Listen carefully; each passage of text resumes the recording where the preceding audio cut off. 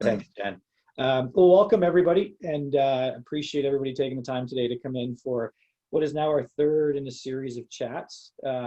Today is particularly exciting. We're doing it during the day, which is a little bit different, but we've had tremendous feedback, and I know everybody's pretty excited. I've had lots of questions and things coming in from students. So today we have Michael Hyatt with us, which is, again, really exciting from my perspective. I met Michael 4-ish years ago. We'd pitched him an investment idea. Him and I kind of followed up, and he's been a bit of a coach for me over the years. So I sort of go to him with questions, and he gives constructive feedback. So I personally have a lot of respect and time for Michael. A little background: he's been an ultra successful entrepreneur. He's had a number of big exits in software companies, which is impressive. But perhaps more impressive is he takes a lot of time to give back. He mentors entrepreneurs. He's been a dragon on Next Gen Den. He's a contributor on CBC on a regular basis, the Globe and Mail, has a podcast with BMO, in partnership with BMO. And it's really largely focused on engaging the entrepreneurial ecosystem in Canada and supporting Canadian businesses and entrepreneurs. He's an active investor. So he just brings a tremendous amount of insight and knowledge to the group today. So please join me welcoming Michael. And Michael, thanks for joining us today. Sure thing. That said, we have two great students sort of hosting Michael. Shannon Paquette and Megan Cook will have a bunch of questions and some thoughts that they'd like to share with Michael. So that said, Megan, you can take it away. Great, thanks, Jeff. All right, Michael. So my first question here. I noticed that you graduated from Western University with a science degree. Where did the shift come into play from science to software? And did you receive any negative feedback from this transition? Yeah, so I was a very sick child, and growing up, I was just, medical science and this pure motivation kind of kept me going. And I remember getting to grade 9. It's a long-winded way to answer your question, but I got to grade 9 and my business teacher told me, I said, I'm going to be a banker. I'm going to get into business. And she says, no, honey, you're not smart enough. And it devastated me. I was 13 and she convinced me I wasn't smart enough to go get an MBA. Really, she did that. So I decided, for some weird reason, because I spent so much time in hospital as a sick child, I was going to go to university and become a doctor because that was easier. So I ended up going to Western because, well, it was the only university that accepted me. And I get to Western and I take science. And I worked incredibly hard. I worked so hard. I could study for 14 hours a day. And I came out with kind of in third and fourth year organic chemistry, I was like getting 82, 83, like I was getting low A's. I was working so hard. And then the exams would come back. And then, by then you had 14 people in your class and like 6 of them would get 100% on the exam. And then the other person would get 102 because they got the bonus question right. So what happened was, as much as I tried, I couldn't even get into med school. So I left university. I didn't even apply. And it was a recession. It was a very hard time. And I loved my science degree because it really gave me a lot of broad perspective on the world. And I started a software company in the 90s with my brother. And it was a very strange time to start a software company because the internet wasn't really that apparent. It was a strange thing at that time, right? Everyone was trying to figure out what the hell was going on. And, my brother was the coder and I was the sales guy. And together, we just stuck together. There was no venture capital, nothing like this, no speeches, no Wi-Fi, no way to get together really easily. And we just literally just worked incredibly hard and started there. I'm not sure I transitioned to software. I transitioned to business and I just was able to sell and my brother was able to code. And I'll tell you that really I'm a 20-year overnight success. That's amazing. That's great. Did you receive any negative feedback from peers in this transition, or did you just kind of move with it? Negative feedback from peers because you completed your science degree and now you're going into business.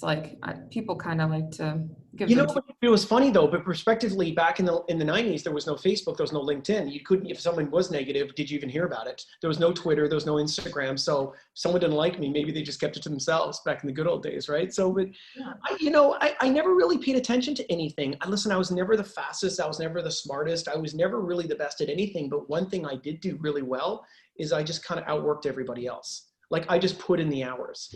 And one of the first lessons and something I kind of wanted to convey to the students is, look, between the age of kind of 20 and 30, this is the decade where you have to outwork everybody else. To make your career really count, between the age of 20 and 30 is worth more than any other time in your life to be set up. It's much harder to try to make a career between 30 and 40 and very hard between 40 and 50.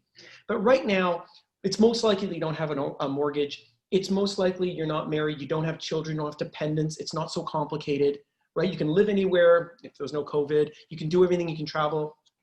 Now is the time to get out there and fail and get out there and make mistakes and outwork everybody else. I'll tell you, one of the biggest secrets to success is showing up. Showing up. Showing up is 80% of all success, meaning that if you keep showing up to something, you will beat out 7 out of 10 of your classmates just by showing up consistently. Most people can't show up to anything for more than 72 hours. And that's why gyms peak on January 1st, 2nd, and 3rd for New Year's resolution. And by like, I don't know, the 15th, no one goes to the gym. And the gym's happy because they got all your money.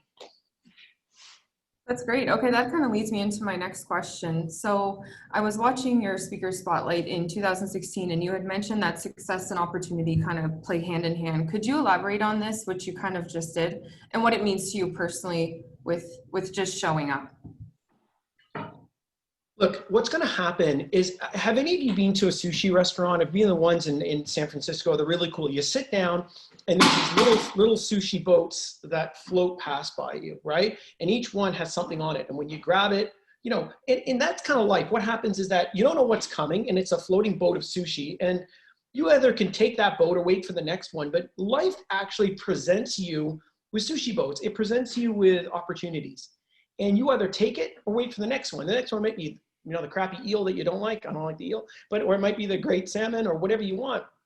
But life will present you with opportunities. It is your job to take it and accept it and do something with it. And I assure you, you show me at your university the B student or C student that outworks everybody else and takes the opportunities, I'll show you a successful person. That's a great analogy. Sorry, I love that. So you haven't done a business degree, but of course you have all of the experience to kind of make a business degree. Are there any personal values that you attribute to your success within business? All you're going to take with you is your integrity. I want you to think about everybody in your class today and everybody that you're doing a presentation with, and let's say you're getting together in groups and you're doing business assignments and mini business cases and all that. I guarantee that I call you in 5 years, not one of you will remember the business case, but you will 100% remember how you felt about the people in your business case consortium. How you felt about somebody in your class. Did they contribute? Did they not contribute? Were they smart? Were they not? How they were? How did they behave? And how did you behave is all that matters. And really what you'll find is the world is very big, but it's gotten so small, meaning that I can find anybody on LinkedIn, and you come to one of my companies that I'm invested in, and you come and apply, I guarantee I can find out about you without you knowing from 5 different people, 100%. Yeah. And all you carry with you is what somebody is going to say about you, essentially behind your back. Essentially say, yeah, no, that they turned up and they're good. All reference checks are done behind closed doors, behind LinkedIn. I will find out about anybody. I'm like, oh, hey, John, didn't you work with Sally over there? What was she really like? Did she really perform? I don't know. We wouldn't rehire her. Okay, boom.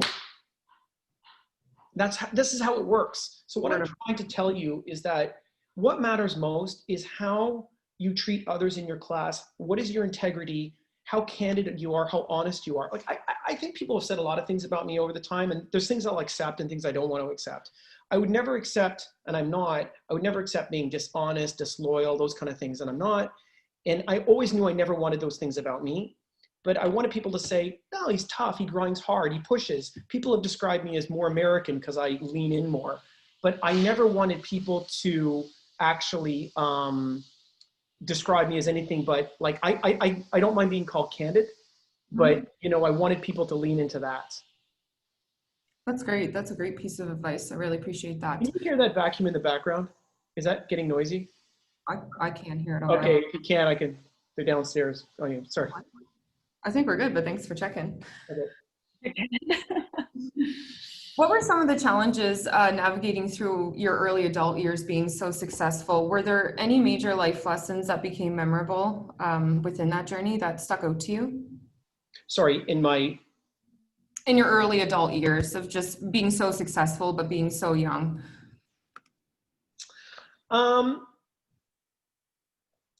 I remember I remember I made a mistake. I made a mistake when I was 22. And when I was 22, it was so funny because I tried to dress like I was older because I was a 22-year-old CEO of a software company. And believe me, back then being 22 and a CEO of a software company was just not like it is now. You wanted to be 26 or 27. You were like, I grew some facial hair or whatever. Dress for Success. Yeah, Dress for Success, which is a charity that I donate to in Toronto. But I remember I made a mistake once. It was a learning lesson, and I full out made a mistake, and I always remember this. I met a client, I think it was somewhere in the US, and we're meeting up for a drink or whatever, and he was there early, and we were leaving, and he got the bill, and he got the bill because I was just meeting him, and then we were leaving, and he picks up the bill, and he says, oh, look, they only charged me for one glass of wine. I had two, and I was 22 right out of school. I'm like, don't worry about it. Let's go. And he turns to me, and he says, wrong answer. And then he calls the waiter over. He says, charge me for two. And the learning experience there, I had this kind of like, you know, kind of, I don't know, student-y thing where I was like, hey, I got a free drink, you know, when he was like, no, that's not how you should behave. And at 22, it just hit me. I've never forgotten that 1 second moment. How did I let my moral compass go like that for that second, you know? So there were some things like that that were very apparent, but I think what I remember most is people that I met over the years that were very candid with me. Sometimes I think that we can be too nice to each other in the sense that you say, well, I'm starting this business, and all your friends and family say, oh my God, that's amazing, and I love it. I'm not sure we're really good at being candid and telling people really what we think. I agree. I think sometimes it's a bit harsh, but in the right settings, it can be constructive for sure. Sure. Yeah, that's great. So with both of your larger companies, I researched that you stepped back as CEO. For you, how do you decide when to step back? And I suspect this is very challenging for you. I did listen to your I Am Ambition podcast, and you stated that being a CEO is a very lonely journey. Could you elaborate on this? Yeah, being a founder, being a CEO is a very lonely thing. I was a very young CEO, and and like I get out of Western, and and I don't know, I'm 22.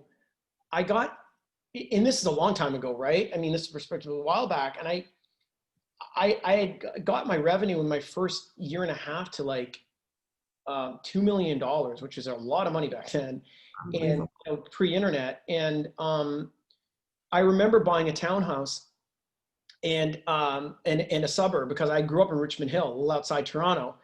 And here I am in this beautiful townhome. I'm 24 years old, lonely, not in Toronto where all the things were happening. All my friends worked at my company, so I kind of hired or worked with all my friends. And I was just really lonely. I didn't know any other CEOs. There weren't any connectivity. And, it was hard to find a date because I was in Richmond Hill and there wasn't, it was like brutal. And it was a very lonely experience. And then, I get to 27 or 28 years old and I'd have all these employees. I'd have like 400 employees, and I walk outside where they're all eating lunch at a picnic table. And then as soon as the CEO walks up, shh, all those quiet. And it's like when I'm 27 and they're like 30 or 25, and I just wanted to see everybody's doing for lunch, and I don't get invited to barbecues or parties, and I was always offended by it. But then you realize that it's not personal. It's just that's the way it is, right? And it's always your fault. Being a CEO is a very lonely path. It's a very, very difficult path. So you got to be very mentally prepared. A lot of people say, well, I'm going to be an entrepreneur, I'm going to build a company. But I'm like, I don't think most people should do that. I think most people should take a paycheck on the 15th and 30th of every month. I don't think everybody should we glorify being a CEO, it can be a very painful, long experience. You know, you have to strap in and say, the company I'm starting, I'm in here for a minimum 10 years, probably 15. That's a long time, right? And I sacrificed a lot. People, I hear these things on LinkedIn and all these things, oh, Michael, you achieved so much, you did all this stuff. But no one ever says, well, what did you sacrifice for that? What's the trade-off? You know, well, the trade-off is I got married later in life. I had kid later in life. I mean, I gave up a lot of relationships. I was solely focused on reaching the next mountain, and it becomes addictive. Here's one of the problems. You say, well, you start doing this thing, and all entrepreneurs, we all do this. And it's funny, if we all go to the secret society of entrepreneurs, this is what we'd all say. We'd all say, you know, when I get $5 million in my bank account, I'm gonna be happy. You get there, and when I get to 10, I'm gonna be happy. Oh, there's a 25. Oh, well, I'm gonna be happy. And there's 100. Oh yeah, that one. And then when I'm there, I'm just gonna stand up there and I'm fine, right? And you just keep looking at these successive hills. And then you wonder, well, what's this all about? You know, because you just get addicted to the next hill and you forget to live. Like what's important in life, right? And you can easily get on this addiction of just sole focus. And and if I were to talk to you as if I was talking to my younger self, I would say, I saw having a family and being more committed that way and having a business as mutually exclusive, as in I had to take one or the other. In other words, I had to build a company or have a family. And the short answer to this is that's not true. You can do both.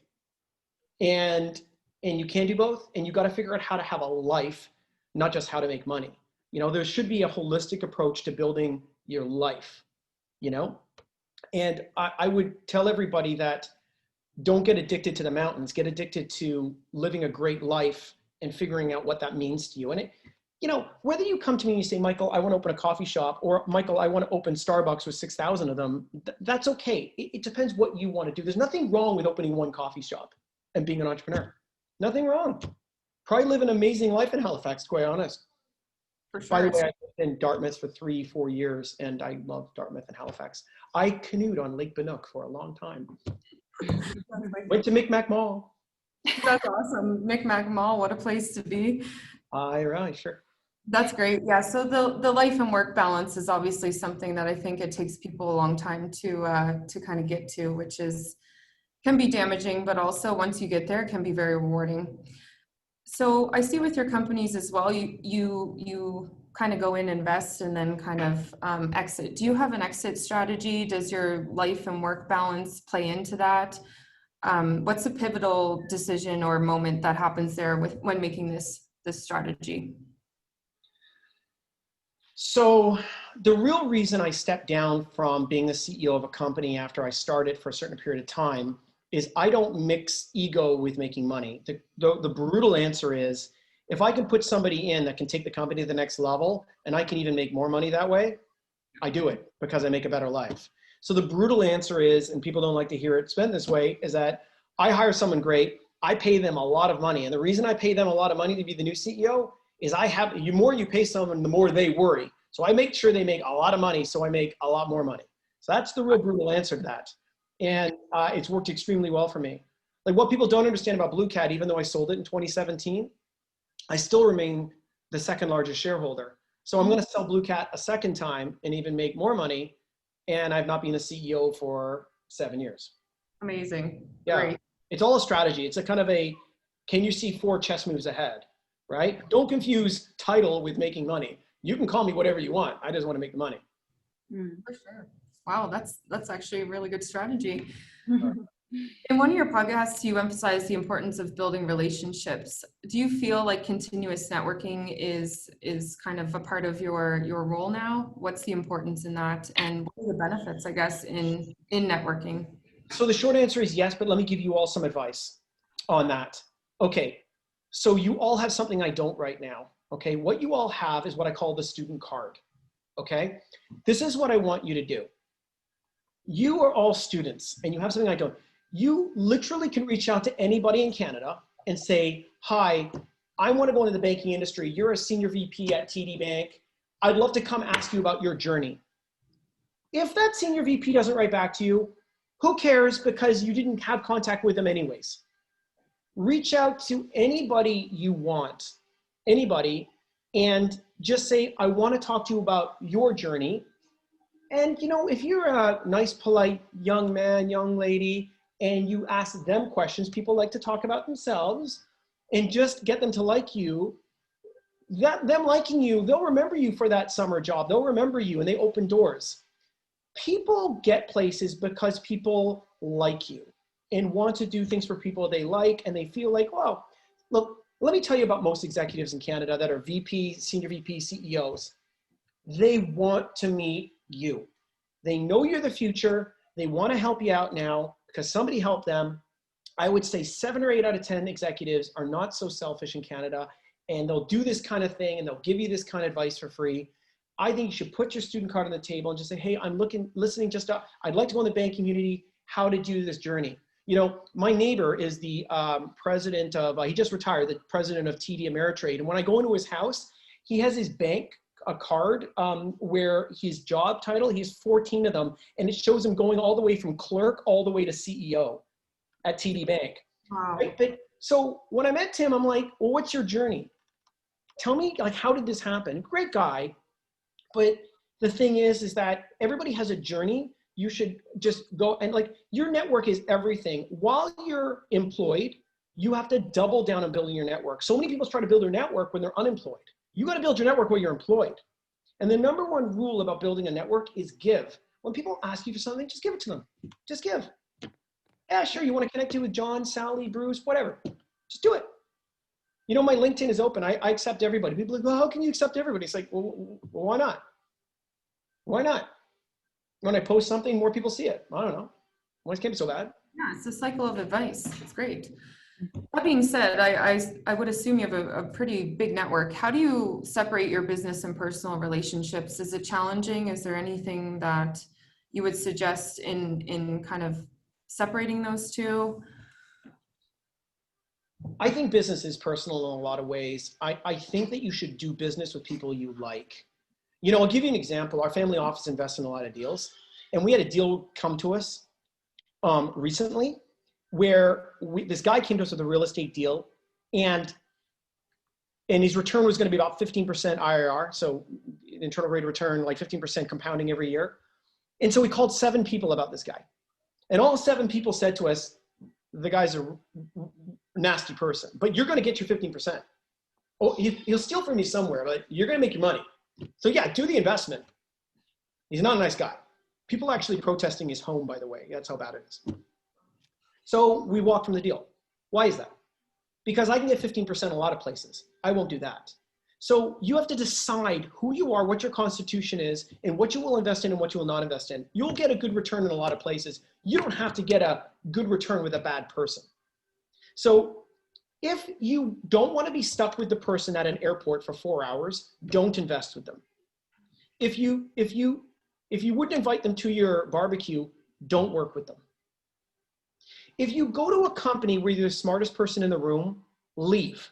If you can't learn from your boss and learn from people, leave, right? If you don't like the people, if you don't get that feeling in your tummy, which is instantaneous form of communication, leave. Have a consultation. Yeah. I think, Megan, you might have got muted. I think we're transitioning, but as yours, I think you can put yours back on just to finish what you were saying there. That's okay. We'll just move right on here. Shannon, you can take it away. Thanks, Michael. Okay, so everything that you guys were just discussing about relationship building and networking, I am very interested in, especially when it comes to what we were talking about before in terms of your work-life balance. So if you're like, yes, put your business card out there, yes, yes, yes, network, build relationships with people, how can you possibly be invested or make time for all of these people? And how do you kind of draw a line with what you can get involved in and then what is going to take away from your own time? Like, I looked at things that you're doing, you know, all of your the charities you're involved with, and being a CEO and board of the chair of this, and yeah, how do you just balance that? You look like Dr. Evil doing this. Yeah. The short answer is you have to pick and choose where you're going to spend your time. And your question is something that I work on almost a daily basis, where I do a very bad job of time allocation. Should I do this? Should I not do this? I woke up today and I got asked to go on an advisory board in a financial institution. Should I do it? What's the pros, what's the cons? Time management and where you're going to put your life's energy is everything, right? So what I want you all to ask yourself is, what's the highest and best use of me? So you as students, it is a pyramid, and you should be putting your time into the top of that pyramid, the highest and best use of you, okay? You should only work on your strengths and hire your weaknesses. So basically, you're all formed, you're all adults right now, so your entire life should be around working on that strength you have. If you're not good at marketing, don't go into marketing. If you're great at math, do something analytical. If you're great at sales, sell. Spend your time with people and things that you're best at and hire your weaknesses. Could you help me get that noise down? Yeah, the vacuum is like killing me. Sorry, the vacuum's like in my head. Oh, go ahead. Okay. So you're saying focus on your strengths, and then, so do you believe in, I guess I would probably just assume that you would, with your partner being the one who did the coding and you being sales, do you believe in trying to learn from others or build relationship with others who are strong in the places that you are weak, and kind of rather than trying to be everything and learn? 100%. You know, a lot of people say, well, I'm not so good at math, I should take a math course. I don't agree. Don't take a math course. Like, just work with people that are good at math. You know what I mean? Like, if you're not good at it by now, you're a fully formed adult at 20 something, you're never going to be good at it. If you weren't the chess champion at 14, you're never going to get there. If you're not in the gymnastics by 12, you're never going to get to the Olympics. Forget it. It's not going to happen. Okay. So in order to find the people who kind of have these strengths and complement you in areas that you aren't as strong in, would you say that you believe in continuous networking, and how aggressively do you suggest doing that in order to? Yeah, I think you should always network, and I think you should always build your LinkedIn and always build your profile, right? But I think you don't need that many people in your lives. If you're starting a company and you know your strength is sales and marketing and you want a coder, then partner with a coder. That makes a lot of sense. My brother was my partner. He's a genius coder. He's the best coder I know. He's worth 10 coders, and that's how this worked, right? So yeah, you don't have to overly network and keep in touch with 400 people. You should probably at any one time keep in touch with probably 10 or 20 people maximum. Like, it probably gets too much, right? Your highest and best use is probably doing very few things in your life, right? But the company you keep is really, really important. So for example, Shannon, if I meet the 4 or 5 closest people that you selected, not your family, but select to spend your time with, I can probably figure out if I like you or not by not even meeting you. You know, the company you keep should tell me more about you than anything. Yeah. Right? Okay. So also, I'm curious a little bit about your saying, or your advice originally that you gave earlier, talking about for yourself, you were the hardest working person, and that is what led you to success. And you were saying that, you know, during this time, we're in our 20s to 30s, this is the time to just grind it out and be the hardest working person. And I think there's been a bit of a mindset shift, especially for millennials and Gen Z, where we don't want to follow this traditional path of grind it out until you're retired and then you can live the life in your later years. So I think people are acutely aware of like self-care and the balance between work life. And so, yeah, it's kind of interesting to hear, because a lot of entrepreneurs like yourself, I've heard this message over and over saying, you know, this is the time to grind. And I'm just curious, like, what other advice you would give for young students who are looking to become entrepreneurs? Like, what would you say other than this is the time to grind and show up consistently, what advice would you give? I think I mentioned it earlier. Why don't you go out and fail? Like, seriously, go out and crash the bus. I mean, it doesn't really matter if you started a business now and failed by age 24. If you were a millionaire by age 35, you'd be considered very young. So like, don't get sucked into this kind of, I've got to be perfect. I've got to hit it all. I've got to be right every time. I can't fail. I mean, I can name you 5 entrepreneurs that are good friends of mine that actually bankrupted a few companies before they made a lot of money. You know, I've had a couple of people I thought were actually quite terrible until they hit it. They are like failure, failure, failure, and then boom. You know, WD-40, you know, take the squeaky doors out. Do you know why it's called that? Because 39 other prototypes failed. You know, the Dyson vacuum cleaner was 5,284. Someone should look that up. Prototypes before you got the Dyson vacuum that you love now. But I think for a lot of people, that's really scary to say, like, go out and fail. You're going to do this, you know, 39 times or do this. And yeah. But why I'm saying it now is that when you have a mortgage, a minivan, and 2 kids, if that's what you want, it's very hard to fail. There's consequences. Not many consequences for you right now. You're not going to blow up somebody else's life, theoretically, right? You're probably renting. You may be living with your parents. It's early. You just got out of school. You don't have like fixed and very expensive overhead. It's okay to fail now. It's very consequential later in life.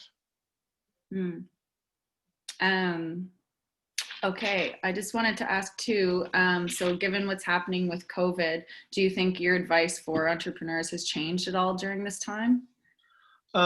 Look, here's what's happened with COVID. Basically, I'll sum the whole thing up for you. The world was being digitized over the next 10 years, retail and everything. We've literally taken 10 years, sucked it forward, and done everything in 5 months. And that stat is actually a stat. We've looked at the RBC retail data and looked at the line, and it would have taken 10 years to get to the amount of online purchases versus offline in 10 years and 5 months. It goes like this, and it goes bang, like up like a lip. So the world has become digitized very quickly. And I think every month this goes on, we don't return back. This becomes the new normal. It's been a hyper digitization of the planet. There's only going to be 2 things that bring us back to what you call normal, which is tremendous amount of cash and stimulus, which we're looking for another stimulus now from the federal government in the US, the big Fed, and a vaccine, and widely used vaccine. In my view right now, as we're sitting as businesses, we're going to be masking and doing this for 2021. 2022, as the Queen says, we might meet again, but it's going to take, the election today is absolutely critical into the path of the consternation, but, and you may not like me saying this, but for Canadians, what we want is a clear delineated win by a president, either candidate, a clear win, a stimulus package, and a vaccine. And that's going to go good for all businesses, right? And we can debate which president's better and all the rhetoric and all this, but we're not American and we don't vote. What's more important is that there's a clear path forward of the economy, because capitalism as you exist and what we all do was never meant to be shut down. So the governments in the G7 nations are doing relatively the right things, but this COVID is extremely bad. Without the stimulus the US Fed, the Bank of Japan, European banks put in, we would be past 1929, 1932 depression level unemployment in the 30% bracket without this tremendous amount of stimulus.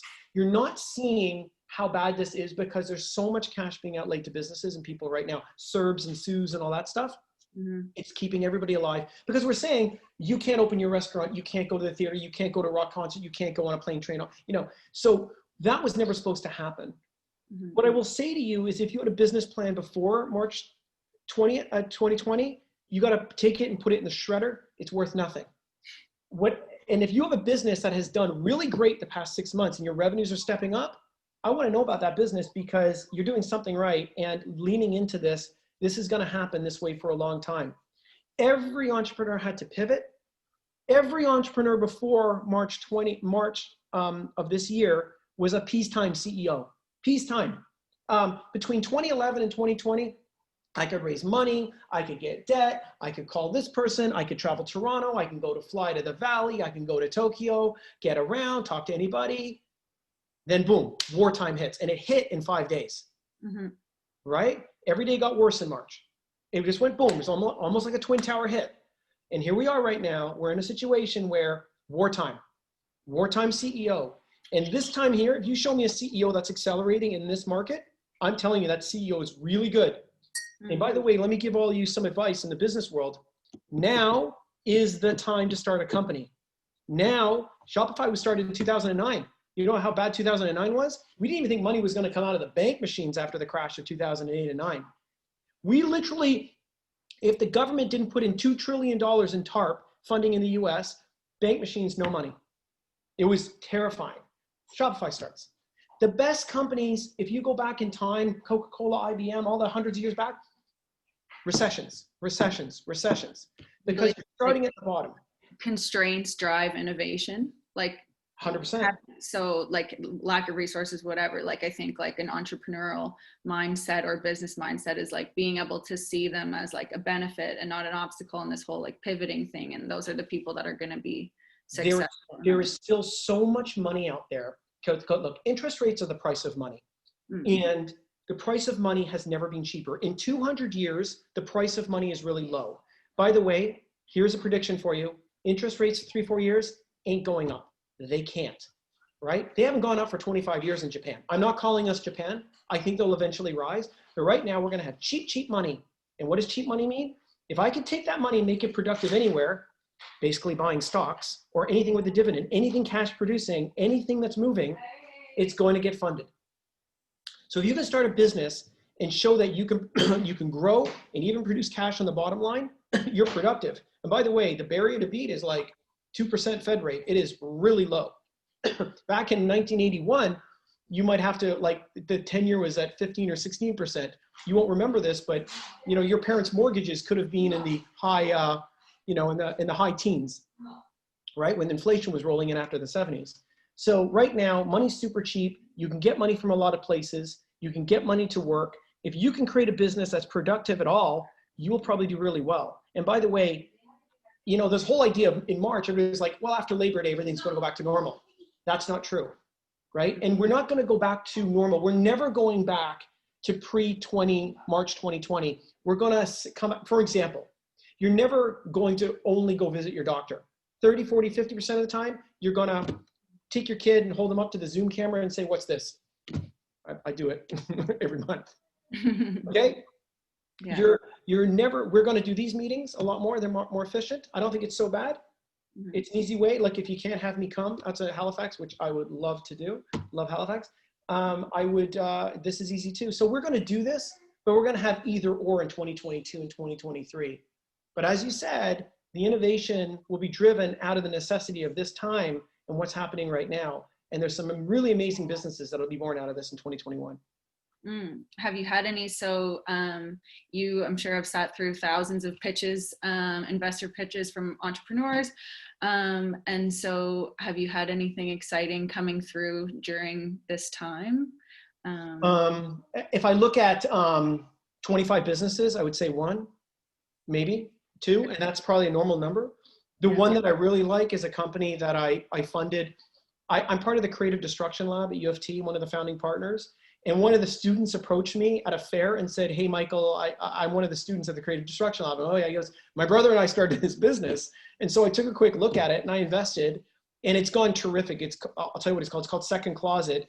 And basically what they've done, they've made it so when you're a retailer and you ship your stuff in overseas, it drops into Second Closet and they pick and pack and deliver it. So when COVID hit, they just exploded because everything's now retail is all pick and pack and moving and B2B storage. So I funded these 2 students and I couldn't be happier with that relationship. But why did I fund them? First of all, I liked the market, but I really liked them as people. And I knew they were coachable and I could speak to them and I would get along with them. And I thought, okay, I could be in this for 5 or 10 years. So what would you say in your mind makes a good pitch? And then would you have any advice for entrepreneurs that are looking to raise capital and that would be pitching to you? So obviously you found them, they kind of charmed you over and you like them, they're smart, whatever. What was it about them that you made you say, okay, you're one of 25, like I'm ready. Well, you think about it. Let's say you meet somebody, you know, like you meet a new friend. Like your tummy tells you if you want to hang out with them, right? You know, if you want to first, like, hanging out is different than giving them money to invest. But it's initially not, and that's the key. Like, I don't want to take, even if I made, like, think about what I said before. I don't want to make money with you if I dread having a meeting with you every month. If I don't like you, I don't really, listen, I have to like the person first, and then I want to have this relationship with a person for 5 years, at least 10 years to sell the company or something. And then I want to see if I like their market, their growth, where they're going, gross margins. Look, to me, math really counts. I want you to show me the math of the business. That's the amazing thing about math. It's math, and spreadsheets count and calculators count. Like, I like to understand how this company produces money. The number one number that I look at, and a lot of people don't spend enough time on it, is gross margin. You know, you have your what you sell it for, but what's your real gross gross margin. You take away your cost of goods sold, and how high is your gross margin? And the reason why I spend so much time on gross margin for all you analytical buffs in the business program is that if you don't have a pretty strong and growing and ticking up, if you can't show you can tick up your gross margin, expand that margin, then I don't think you'll ever get to a net margin on the bottom line or enough, because all businesses, as they told you in your first year business class, are eventually valued at multiples of cash flow, free cash flow as it comes. So if I can't be convinced you have enough gross profit to make net profit, I'll never see it. I'll never see that multiple. So when people come to me with kind of like a 30-40% gross margin and want some inflated valuation, I don't see it, right? These things are really important, these metrics. And I got to believe in your market. So another question we have here is, so when you're hearing from these venture level companies, how important is the entrepreneur compared to the business? What are you looking for from the founder? So you were just talking about the metrics there, but I guess what are you looking for from the founder or from these people? You kind of touched on that already a bit, but. So I'm invested in probably, I think, the best Canadian venture capitalists in the country called Georgian Partners out of Toronto. Some of you look them up. And I invest alongside them. I invest into my own deals and I invest alongside that venture capitalist. It's a late stage venture capitalist.